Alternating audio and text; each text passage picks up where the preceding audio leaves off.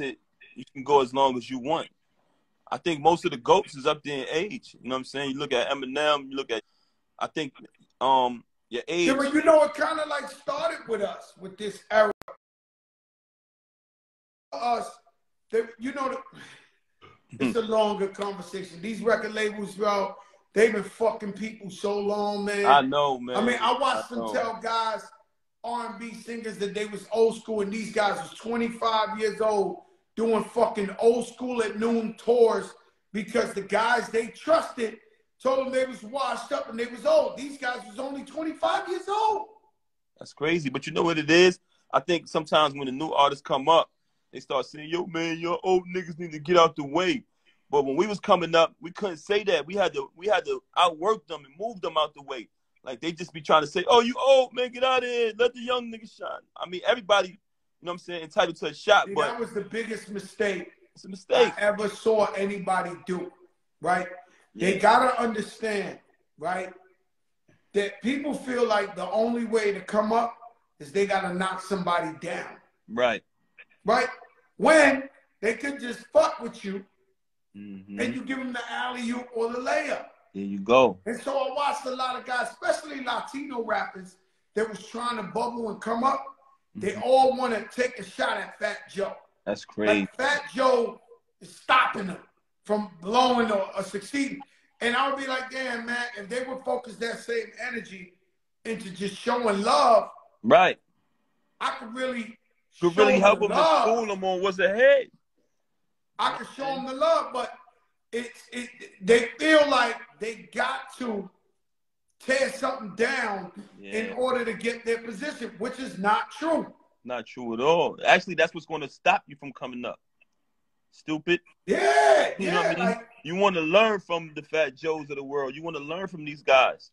You know what I'm saying? You want to even somebody like you that's so lyrical and dead nice. Thank you. You've been in sessions with me. I remember one session I was in with Rem. I'm still learning. And when you was in there with me and Rem, and you said, "Oh my God, that's what it is." Yes. You guys are different when y'all in the studio together. You guys play off each other differently. Yes. No bullshit. And let me tell you something, Joe. When you are an artist like myself, you're a lyricist, you come up, you know what I'm saying? You think you know it all.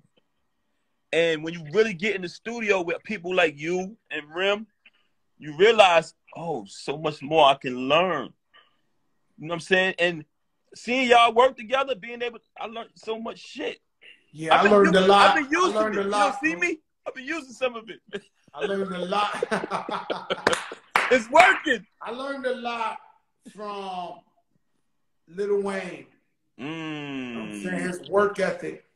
I remember he had the #1 songs in the country, but he wouldn't be in the studio. He wouldn't be in a club. He would just be in that studio every day, every night.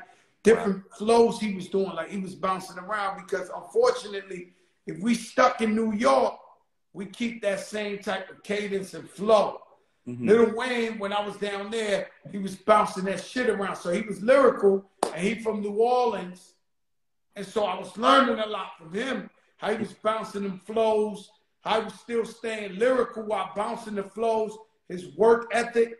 So, one of the big reasons why Fat Joe been around this long is just from observing Lil Wayne and his work ethic and how he works. And like you, with you, it's like, man, let me tell you something. Guys are so tired. They so worn out. They done seen it all. They heard it all. And they look at Papoose and they say to themselves, yo, man, this guy been out here 16 years. He's dropping an album every month. He keeps going, yo, I got to fuck with this guy, man. Like, I'm not keeping it real with myself if I'm hating on this guy. I feel like the hate is finally starting to relieve and go away a little. They're like, yo, man, we done hated on him long enough, man. Get a guy break. Get a guy break. That's why when Envy said that today, I was so happy, man. It means you earn their respect. There you go. You earn their respect. These guys finally got to say, yo, you know what? This brother's persistent, relentless. He's dead nice. Let's show him some love.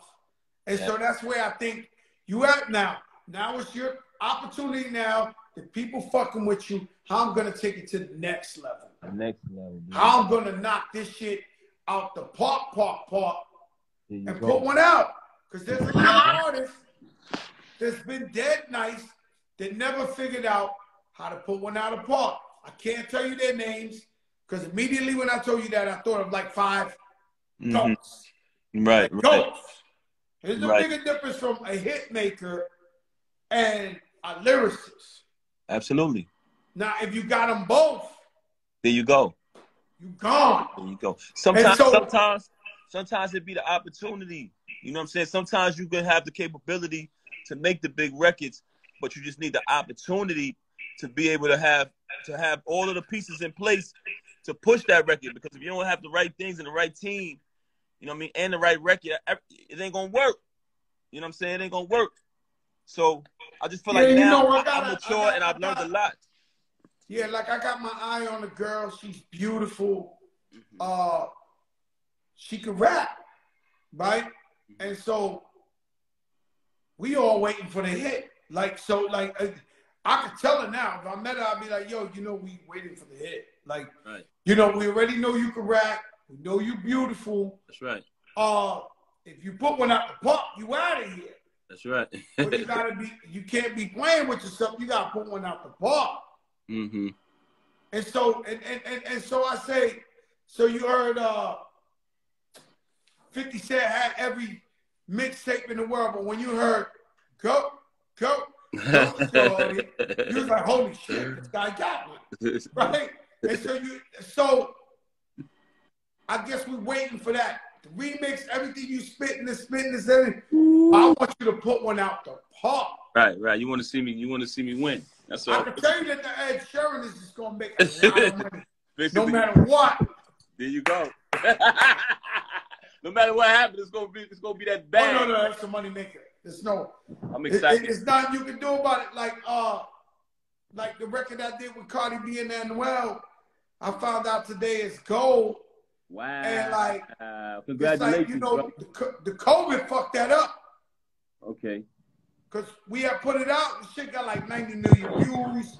The shit was gonna go, but COVID, niggas, we was all scared we might die, the end of the world, and forget working a record. Congratulations, brother. But what I'm saying is that joint crawled to the little goal on its own. Its own. Amazing. You know what I'm saying? But you knew it was a money maker. Joe rock with Cardi, he rock with this guy, he gonna get some change off that. Right. So that's what I'm saying. With Ed Sheeran, that's an automatic crawl. Yeah, shout out to him, man. We've been talking, and God is the greatest, man. Ah! Yeah.